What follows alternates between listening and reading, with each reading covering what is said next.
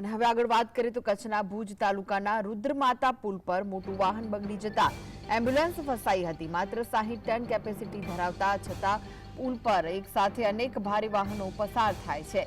23 ફૂટ પાણી ભરેલા ડેમની વચ્ચે એમ્બ્યુલન્સ જાય તો જાય ક્યાં તેવી સ્થિતિ સર્જાઈ હતી। ભારે વાહનોના પ્રતિબંધના માત્ર નિયમોના બોર્ડ લગાવી અધિકારીઓ સંતોષ માની રહ્યા છે। તો શું પુલ પરથી કોઈ નિર્દોષ વ્યક્તિનો જીવ જાય તેની અને કચ્છ વહીવટી તંત્રના અધિકારીઓ રાહ જોઈ રહ્યું છે કે શું?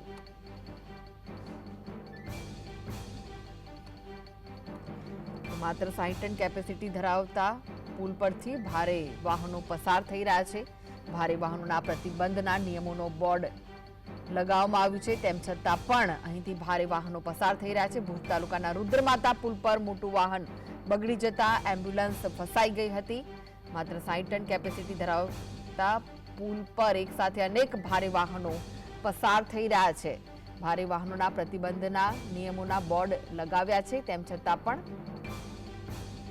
આ વાહનો અહીંથી પસાર થઈ રહ્યા છે। જો કોઈ અનિચ્છનીય ઘટના બને તો જવાબદારી કોણ લેશે તેને લઈને સવાલ ઉઠી રહ્યા છે।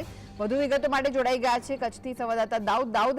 ભારે વાહનો માટે મનાઈ છે, તેમ છતાં પણ ભારે વાહનો ત્યાંથી પસાર થઈ રહ્યા છે, શું વિગતો મળી રહી છે? કચ્છના ભુજ તાલુકાના રુદ્રમાતા પુલ પર મોટા વાહનો બગડી જતા એમ્બ્યુલન્સ ફસાઈ ગઈ હતી। માત્ર 60 ટન ભરેલા વાહનોને અહીં જવા માટે પરમિશન આપવામાં આવી છે, પરંતુ તેમ છતાં અનેક મોટા જે ટ્રકો છે તે વાહનો અહીંથી પસાર થાય છે। ત્યારે 23 ફૂટ પાણી ભરેલા ડેમની વચ્ચે એમ્બ્યુલન્સ જાય તો ક્યાંથી જાય તે રીતનો પ્રશ્ન ઉભો થયો હતો। કોઈ દર્દીને લઈ જતી એમ્બ્યુલન્સ પણ ત્યાં ફસાઈ ગઈ હતી। માત્ર નિયમોના અહીં બોર્ડ લગાવવામાં આવી અને સંતોષ માની લેવામાં આવ્યું છે, પરંતુ એનો કોઈ પાલન થતું નથી। ત્યારે ઓવરલોડ ભરેલા વાહનો અહીંથી પસાર થાય છે, જેના કારણે વારંવાર ટ્રાફિકની સમસ્યા થાય છે। ત્યારે મોડી રાત્રે દર્દીને લઈ જતી એમ્બ્યુલન્સ પણ કલાકો સુધી અહીં અટકાઈ ગઈ હતી, જેના કારણે ટ્રાફિક જામ થવાના કારણે એમ્બ્યુલન્સને